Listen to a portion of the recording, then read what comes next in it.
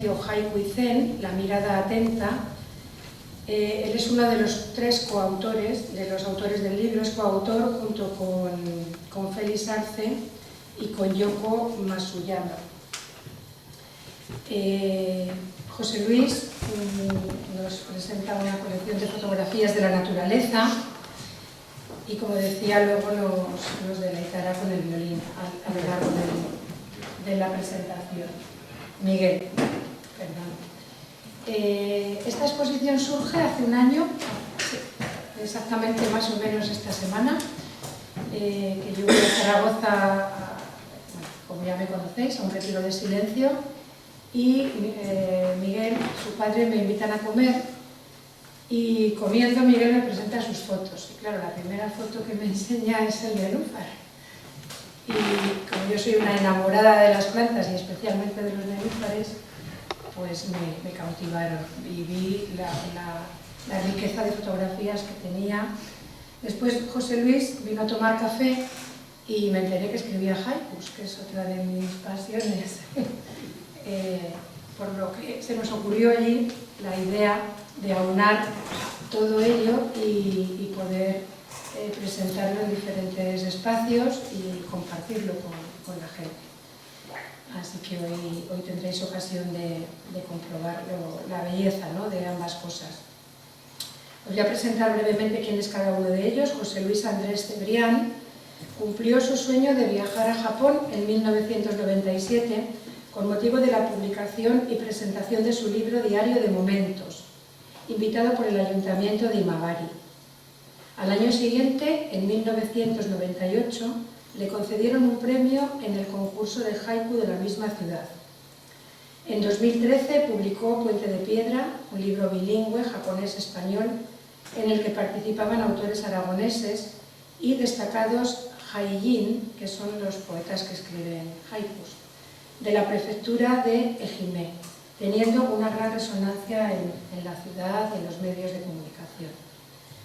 En 2019 y 2021 le concedieron el tercer premio del concurso internacional de haikus de Kusamakura, en la ciudad japonesa de Kumamoto. En 2024 publicó este libro en edición bilingüe, El silencio Haiku y Zen, La mirada atenta, junto a Félix Arce, que es gran maestro de haiku contemporáneo, muy reconocido, y con Yoko Masuyama. Desde hace ya bastantes años, José Luis colabora con la Asociación Cultural Aragón-Japón. Miguel García Monge Rábanos es ingeniero e investigador predoctoral en la Universidad de Zaragoza, graduado en Ingeniería Eléctrica y máster universitario en Ingeniería Industrial por la Escuela de Ingeniería y Arquitectura de la Universidad de Zaragoza. Está especializado en eficiencia energética, sistemas de climatización y calidad del aire interior en edificios terciarios y campus universitarios. Su trabajo investigador orientado a la monitorización y eficiencia energética de edificios ha dado lugar a varias publicaciones científicas. Es muy joven, pero sabe mucho. Su trayectoria académica ha sido reconocida con varios premios, entre ellos Premio Extraordinario al Mejor Expediente de la 9ª promoción del grado de Ingeniería Eléctrica, los premios al Mejor Trabajo Fin de Grado y al Fin de Máster. Pero más allá de esta trayectoria y de esta faceta investigadora, Miguel comienza a practicar el violín a los 7 años, formado con los profesores Valeri Gazarian, Ana Omeñaca y Natalie Skill. Desde pequeño cultiva también la inmensa afición por la fotografía, con especial interés en la fotografía de naturaleza. Su afición por la fotografía ha trascendido el ámbito personal con esta exposición La mirada atenta, fotografía y haiku, en la que sus imágenes de naturaleza dialogan con los haikus extraídos del libro En silencio, Haiku y Zen, La mirada atenta, que hoy presentamos. Como os he comentado, la idea surge así, en una comida y en una sobremesa, y de ahí viene la unión de la foto y el haiku. Luego Miguel os explicará y veréis que cada fotografía se acompaña de un haiku. Nos une a los tres el zen, la poesía y la naturaleza. Tan viva y tan prodigiosa la naturaleza en esta comarca, en esta de las Merindades. Espero que os guste nuestra tierra, gracias por venir y que esta visita sea muy fructífera e inspiradora, y más fotos y más haikus. Muchas gracias.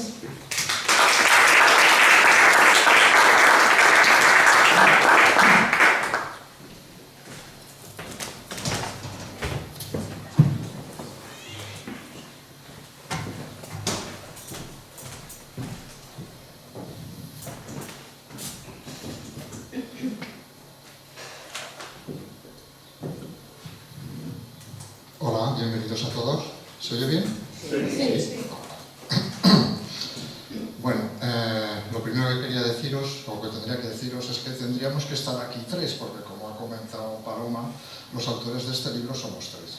Faltan Félix, que vive pues, en Santander, y estas cosas le caen un poco lejos. Además, hace menos de un año tuvo gemelos, con lo cual está liadísimo.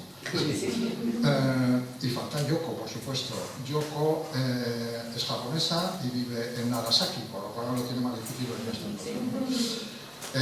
Supongo que habréis oído la mayoría, os sonará la palabra haiku, o alguien pues quizá hayáis leído algún libro, tengáis curiosidad. Bueno, yo voy a empezar un poquito dándoos alguna idea de lo que es, para los que no lo conozcáis mucho, y luego ya entraré un poquito en el libro.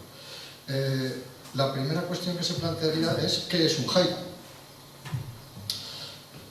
La definición más sencilla sería la siguiente. Un haiku es un poema de 17 sílabas y 3 versos. 5, 7 y 5 sílabas. A ver, esto no es una cosa cuadriculada, ¿eh? Yo siempre digo que es una tendencia, ¿no? Es una tendencia. Octavio Paz, el premio Nobel, que falleció hace ya muchos años, muy interesado en el haiku, lo definía de la siguiente manera. El haiku es una anotación rápida de un momento privilegiado. Exclamación poética, caligrafía, pintura. La pintura esta que acompaña un haiku en Japón se denomina haiga. O sea, exclamación poética, caligrafía, pintura y meditación, todo junto. Antes de seguir os voy a leer el haiku más famoso de Japón, que es del gran maestro Matsuo Basho. El haiku dice así: el viejo estanque, salta una rana, el sonido del agua. Este es el haiku más famoso de Japón. Cuando la primera vez que lo oyes te quedas así un poco y dices, ¿esto qué será, no? Pero bueno. Sigue diciendo Octavio Paz. Desde un punto de vista formal, el haiku se divide en dos partes. Una da la condición general y la ubicación temporal o espacial del poema. Por ejemplo, otoño o primavera, mediodía o atardecer, un árbol o una roca, la luna, un ruiseñor. La otra, relampagueante, debe contener un elemento activo. Una es descriptiva y casi enunciativa, la otra inesperada. La percepción poética surge del choque entre ambas. Todo esto que he dicho se aprecia en el haiku que os he leído antes, ¿no? Otro rasgo típico del haiku clásico es la relación entre este y la naturaleza. En la mayoría de los poemas hay una referencia a una estación del año determinada. Es la palabra de estación, que en japonés se denomina kigo. Así el haiku se encuentra estrechamente ligado a los sucesos de todos los días y al devenir natural.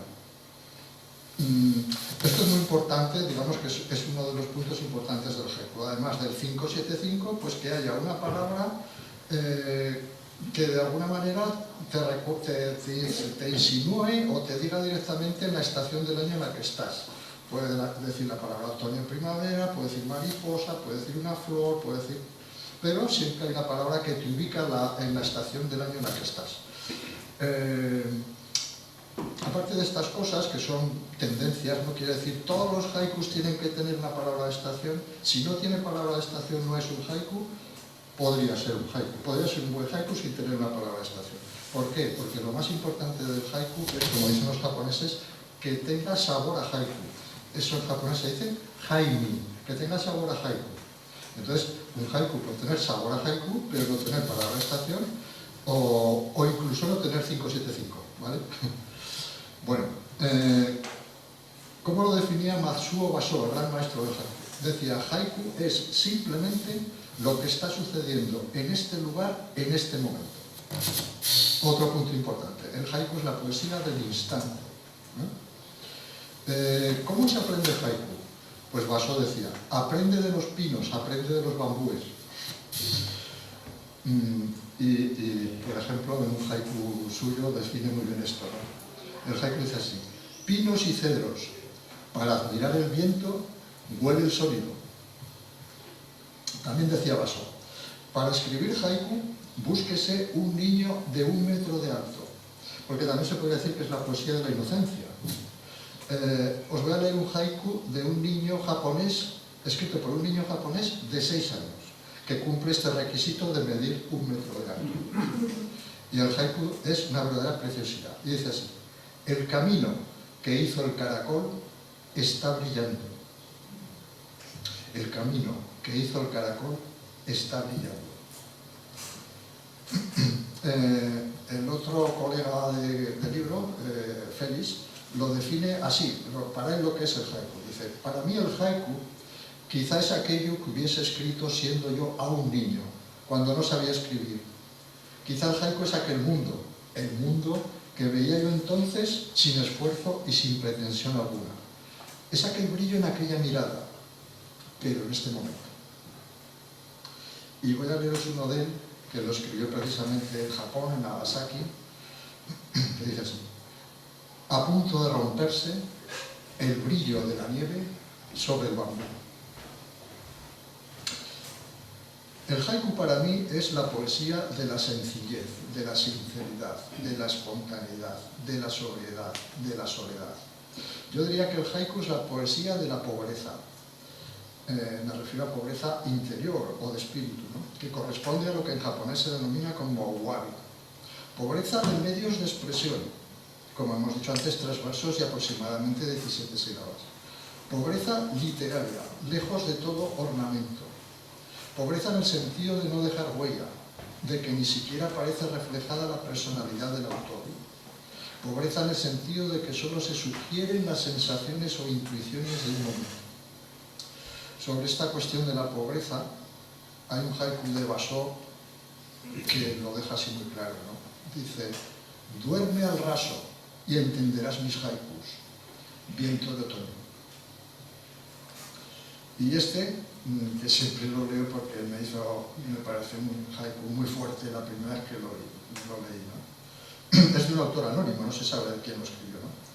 El haiku dice, al final del año no tengo ni una cuerda para ahorcarme con ella.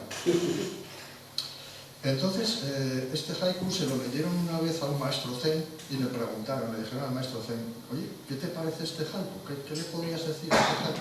Y el maestro zen dijo, quien ha escrito este haiku todavía no es lo suficientemente pobre.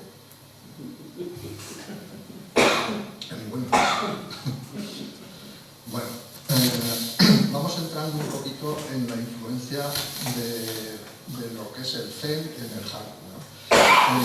Todas las manifestaciones de la cultura tradicional japonesa, como la ceremonia del té, la cerámica, el ikebana, el teatro no, la pintura sumie o los jardines de arena y roca, los jardines zen, están influenciadas por el zen. Todas las artes japonesas están influenciadas por el zen en mayor o menor medida.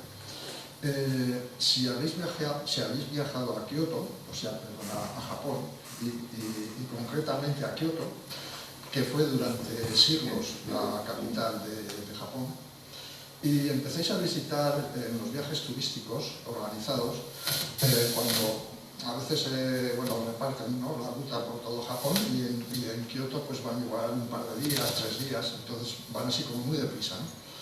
Pero gran parte de la riqueza cultural y artística de Japón está en Kioto, ¿no? Yo cuando estuve en Japón es donde más estuve. En Tokio ni siquiera lo quise, porque digo, bueno, para ver rascacielos prefiero ver lo tradicional de Japón, ¿no? Entonces, en Kioto hay un montón de templos zen. En Japón hay muchas ramas de budismo, no solo está el zen es una rama más, pero hay muchas ramas más de budismo, además del sintoísmo, ¿no? Pero da la casualidad de que en Kioto hay muchas, digamos, incluso la sede central de muchas ramas budistas está en Kioto, ¿no? pero concretamente de templos zen hay un montón, y algunos de ellos ubicados incluso en el centro de Kioto, que son como una pequeña ciudad de templos. Concretamente, por ejemplo, el turismo al que más visita la gente, que no es propiamente un templo, es el pabellón dorado, el Kinkakuji, que no es propiamente un monasterio ni un templo, es más bien una cosa de la corte, ¿no? Que se creó, que se hizo hace mucho. Pero el templo zen que más visitan los turistas es el Ryoanji. Tiene un jardín muy famoso con 15 piedras, ¿no? Pero luego hay otros que son ciudades enteras de templos, como el Daitokuji, y ya el que ese no va más es el Myoshinji, que es una ciudad entera de templos y jardines, ¿no? Imaginaros, ¿no? Kioto no es una ciudad grande, o sea, bueno, es de 1.200.000 habitantes o así, tampoco es una ciudad gigantesca, pero sí que es extensa, ¿no? Os digo esto para que cuando eso se ve, se percibe claramente cómo es que el zen ha influido tanto en la cultura japonesa, ¿no? Cuando se visita la capital, ¿no? Bueno, vuelvo un poco al primer haiku que os he leído de Basho, el del viejo estanque.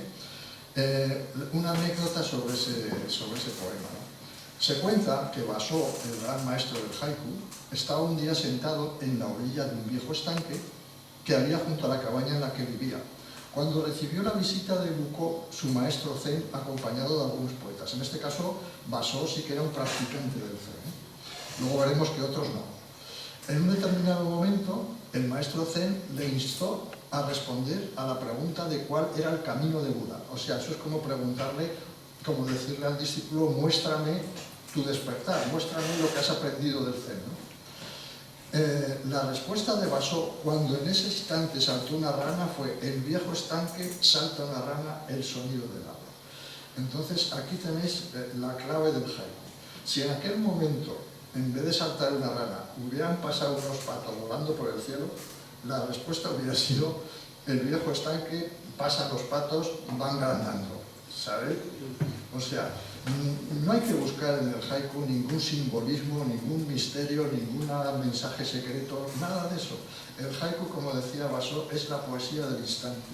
Y Basho, que vivía en el instante, le responde con algo del instante, ¿no? Bueno, su maestro zen aprobó la comprensión del zen de Basho.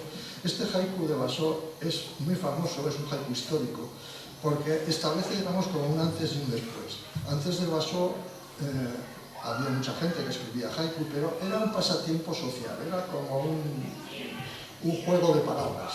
Pero Basho, influenciado por la práctica del zen, lo que le añade al haiku fue hondura. Además de Basho, hay tres grandes maestros más. O sea, en Japón se considera que hay 4 grandes maestros. Uno es Basho, otro es Buson, Issa y Shiki. Por ejemplo, Buson, que él no practicaba zen ni nada de eso, realmente él era pintor, fue más conocido como pintor que como poeta, y quería leeros su haiku más famoso, que dice así: blanco rocío, cada púa en la zarza tiene una gota. Es un haiku muy pictórico, ¿no? Es como una pintura sumida, ¿no? Este otro es ya posterior, Shiki, que Shiki ya es de finales del 19 o así, ¿no? Shiki es, si Basho estaba en el zen, Buson en la pintura, pues Shiki era el agnóstico, era una persona agnóstica. Y uno de los haikus en el que se ve eso es este: viento otoñal, y yo no tengo dioses ni tengo budas. Luego está Issa. Issa es un poco parecido, es una especie de San Francisco de Asís japonés, ¿no?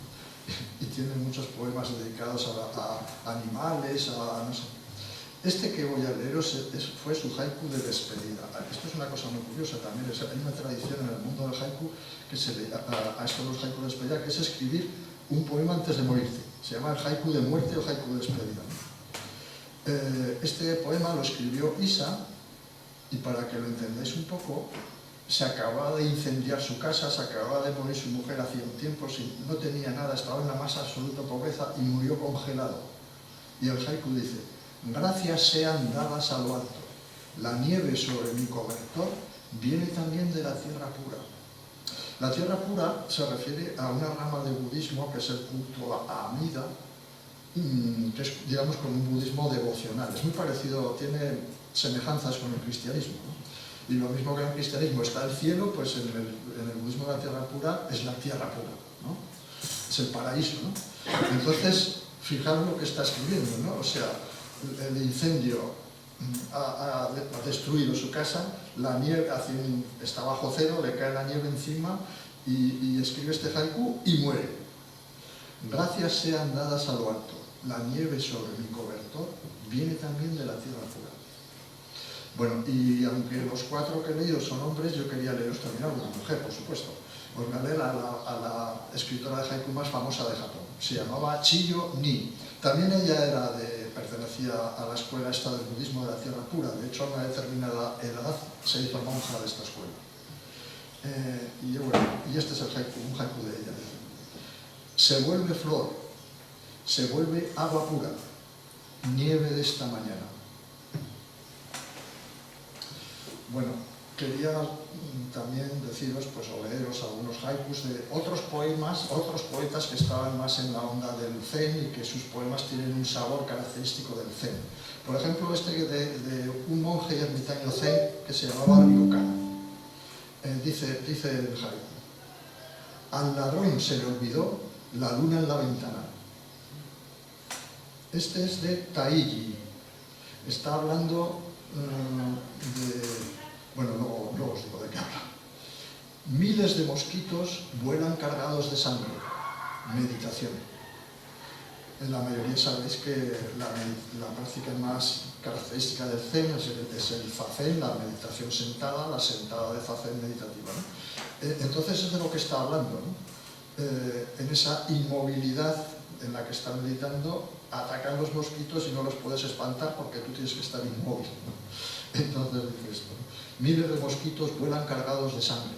Meditación. Este de Onitsura era un discípulo de Basó y también estaba en la onda del Zen. Y en la onda del Zen es típico estos dichos un poco extraños, ¿no? que pretenden ir más allá de la mente, ¿no? Y entonces este haiku tiene ese toque, ¿no? Dice el haiku: cuando las flores del cerezo se abren, los pájaros tienen 2 patas, los caballos 4. Y este de Basó: siento en el templo mi verdadero rostro, miro la luna.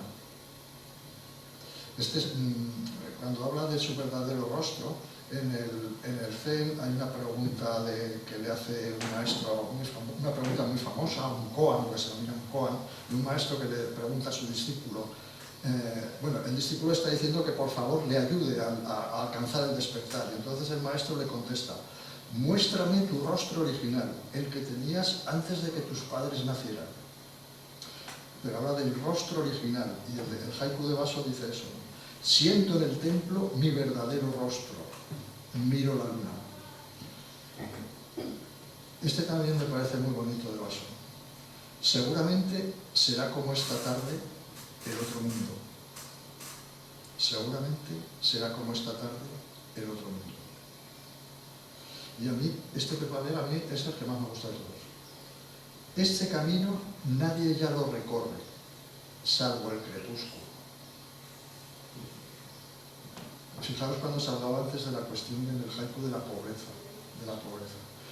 En este haiku no hay nadie. Este camino nadie ya lo recorre, salvo el crepúsculo. Otro de Basó: los monjes beben el té del amanecer, flor de silencio. Ahora voy a leer 2 o 3 de Santoka, que aunque no es uno de los 4 grandes maestros del haiku, pero sí que está muy valorado en Japón. Se le llamaba el último monje peregrino. Y la historia de este monje, de esta persona, fue muy peculiar. Este hombre tuvo una vida muy desgraciada, su madre se suicidó, algún hermano también, se casó, la mujer lo dejó, se volvió alcohólico perdido. En un determinado momento él decidió acabar con su vida, ¿no? Entonces se puso delante de un tren, cuando vino el tren disparado, él se puso delante del tren y el maquinista echó el freno y se paró el tren a un trozo así de él. Y bueno, allí había al lado cerca un monasterio zen, acudieron a recogerlo, lo llevaron al monasterio y entonces él, pues bueno, estuvo allí con el abad del monasterio y al final pues lo acogieron y con el tiempo se hizo monje y entonces se convirtió en un monje peregrino. Estuvo peregrinando durante 5 años seguidos porque en Japón hay, como luego comentaré también, hay mucha tradición de peregrinaje, ¿no? Entonces sus poemas están muy cargados de hondura, ¿no? De espiritualidad, ¿no? Por ejemplo la nieve de la vida y de la muerte cae incesantemente. Cae la lluvia y tal como cae me moja, ando expuesto.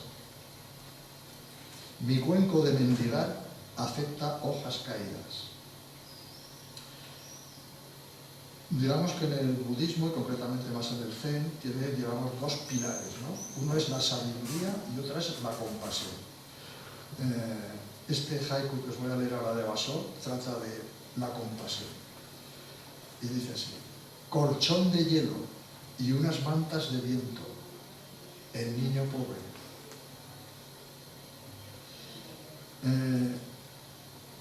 Ahora quería hablaros un poco de la dificultad que supone escribir un buen haiku, ¿no? Decía Basó: el que crea de 3 a 5 haikus durante toda su vida es un poeta de haiku. El que llega a 10 es un maestro. Esto lo dice alguien que escribió, Basó, unos 2000 haikus. Shiki, del que hablaba antes, escribió 25.000. Y Kiyoshi, otro maestro muy famoso, escribió 40.000. Sin embargo, Basó dice: si creas de 3 a 5 haikus, eres un poeta de haiku. Y si llegas a 10, es un maestro. Lo cual quiere decir que de esos miles, pocos hay que lleguen a considerarse muy buenos haikus, ¿no? Con sabor a haiku, ¿no? Bueno, a mí concretamente lo que más me atrae del haiku, más que incluso los aspectos literarios, es la vivencia del momento presente de la que surge el haiku. En Japón, por ejemplo, para conectar con el ahora, antes de celebrar una reunión de escritores de haiku, que se llaman, el escritor de haiku se llama haiji, y esa reunión de escritores de haiku se llaman kukai. Pues antes se hace un rinko, que quiere decir un paseo atento, consciente, contemplativo por la naturaleza. Es diferente este rinko de la palabra ringo, que es un árbol, ¿no? El ringo es un árbol, pero el rinko es un paseo atento, consciente, contemplativo, de donde surgen haikus, ¿no? Bueno, si alguien me preguntara en qué consiste el zazen, o sea, la meditación zen, respondería en sentarse en silencio. Y si me preguntaran en qué consiste el haiku, respondería en contemplar la naturaleza en silencio. Será por eso que los haikus que más me atraen son esos que, además de tener sabor a haiku, también saben a zen. Esto se les dice zenmi, zenmi. En el libro este dice Félix: creo que en el silencio el haiku y el zen se encuentran, se conocen. Hay una mirada que misterio, como de soslayo, que reconoce y nos reconoce. Hay una mirada que sin mirar nos ve. Cuando nosotros somos nosotros, el mundo se manifiesta ante nuestros ojos sin más. Y ya en la contraportada, yo digo: el haiku es la forma de poesía más próxima al silencio. Unas pocas palabras menos y el haiku se hace silencio. Unas pocas palabras más y el haiku deja de serlo. Los 3 autores de este libro tenemos 3 cosas en común. Practicamos zen, hacemos paseos contemplativos y escribimos haikus. De ahí el título de este libro. Y en cuanto a la portada del libro, que aquí la podéis ver, pues hay algunas cosas curiosas, ¿no? Por ejemplo, la caligrafía esta, que quiere decir moku, que quiere decir silencio, pero en Japón, en japonés, hay varios ideogramas, varios kanjis, como es este, que significan silencio. En concreto este quiere decir un silencio profundo, que solo se percibe o bien en una práctica meditativa o bien en lo más hondo de un bosque. O sea que en Japón distinguen entre diferentes silencios, y hay diferentes palabras para eso, ¿no? En cuanto, como hemos comentado antes, el libro es bilingüe, ha habido varias personas que han colaborado para traducirlo al japonés. Yo no entiendo, yo no sé japonés, no sé escribir ni hablarlo ni nada, ¿no? Concretamente, hay partes del libro que nos ayudó a hacer la traducción Kumiko, que es la presidenta de la Asociación Aragón-Japón, que ella sí que es japonesa y lleva mucho tiempo en Zaragoza, ¿no? Y sucedió una anécdota, cuando tenía que traducir la palabra en silencio, bueno, ya estaba traducido, era el ideograma ese. Haiku y zen también, hay un ideograma para haiku y otro para zen. Pero cuando tuvo que traducir la mirada atenta, se me quedó diciendo que eso no se podía traducir, que no existe eso en japonés. Y yo, ¿cómo que no existe? Dice, no, en japonés no existe la mirada atenta, existe la mirada. Pero ya se supone que la mirada de por sí es atenta, con lo cual sería una tontada poner la mirada atenta. Con lo cual, digo, vale, pues si no existe no lo pongas, ¿no? Entonces, en la traducción en japonés pone la mirada, ¿no? Es una cosa curiosa. Bueno,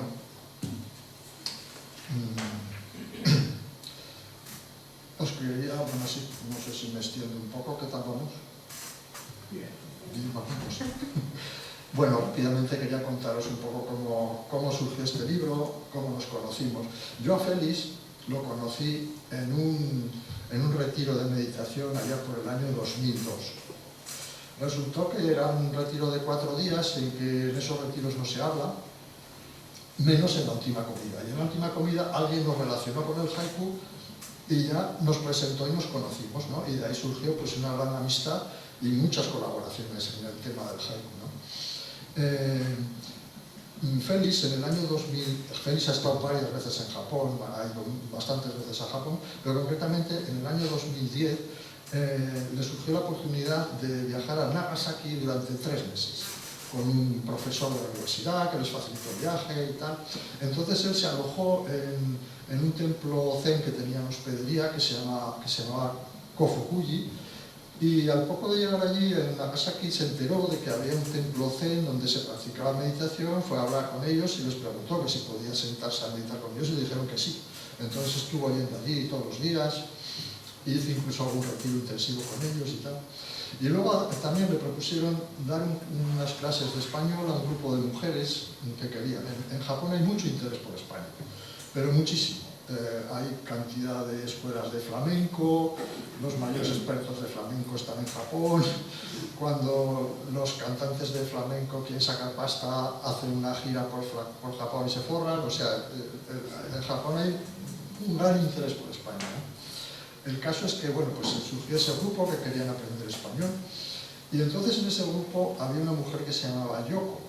Pero curiosamente Yoko, a pesar de ser japonesa, no se había interesado en su vida especialmente por el zen, por la meditación ni nada de eso, y aunque todos los japoneses conocen el haiku, porque lo enseñan en la escuela, lo aprenden, pero tampoco se había interesado especialmente.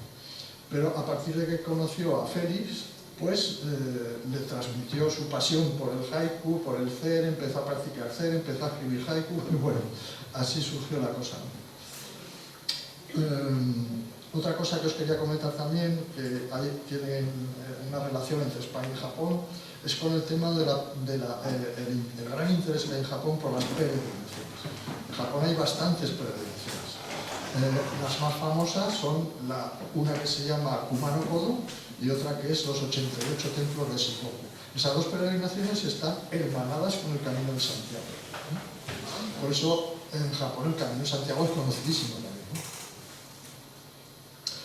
Bueno, y pues nada, ya he terminado la introducción al haiku y antes de leeros unos poemas, pues Miguel nos va a tocar una pieza al violín y luego pues leeremos unos poemas.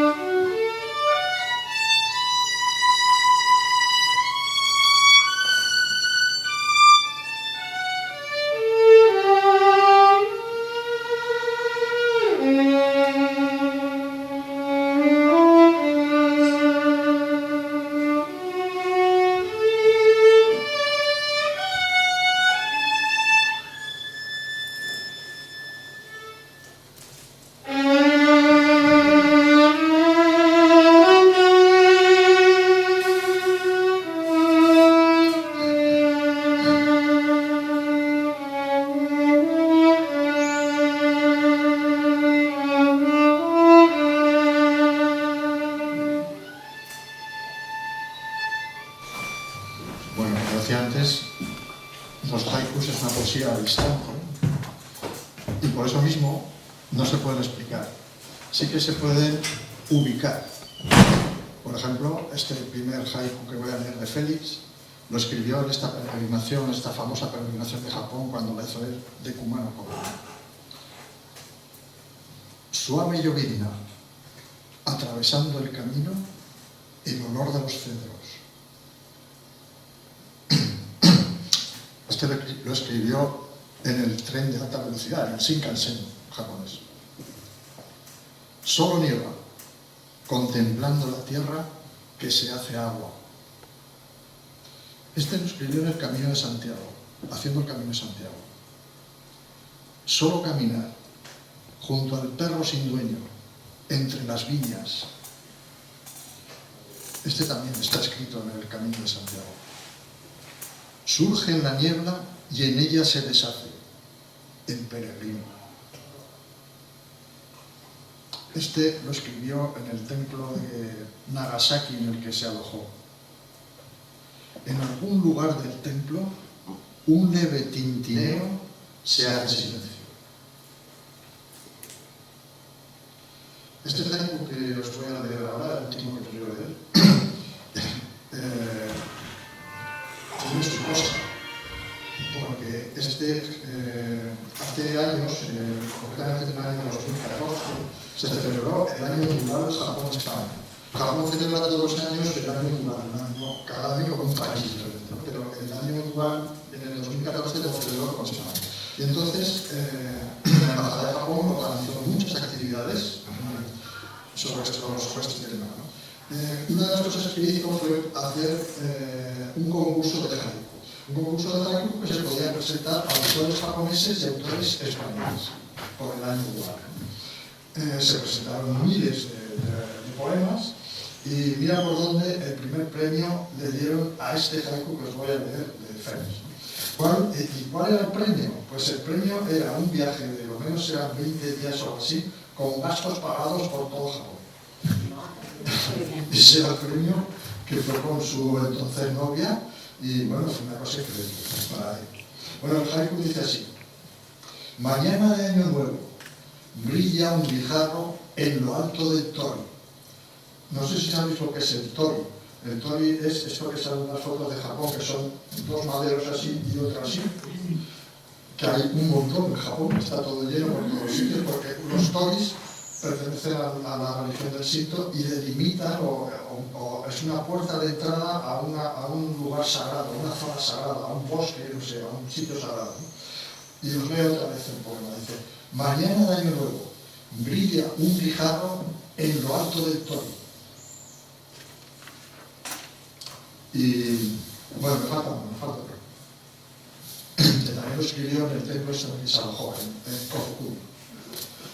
Y dice: todo el día en silencio, solo el viento en el bambú, solo el viento.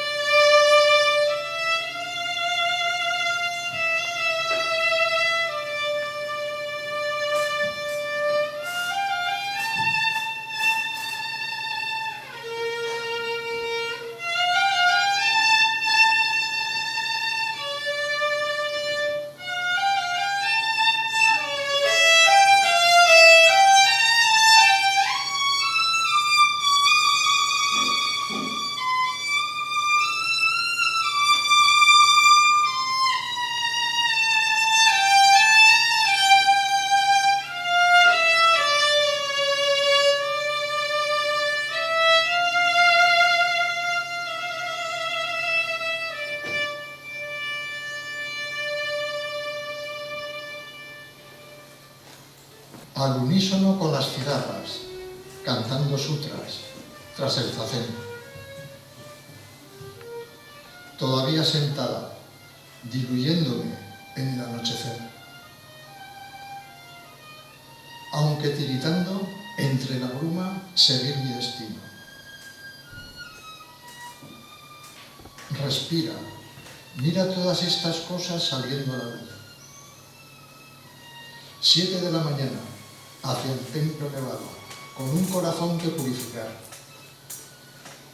Noche de zazen, aquí, ligados por un hilo invisible. Templo zen, la quietud de mi alma bajo las estrellas.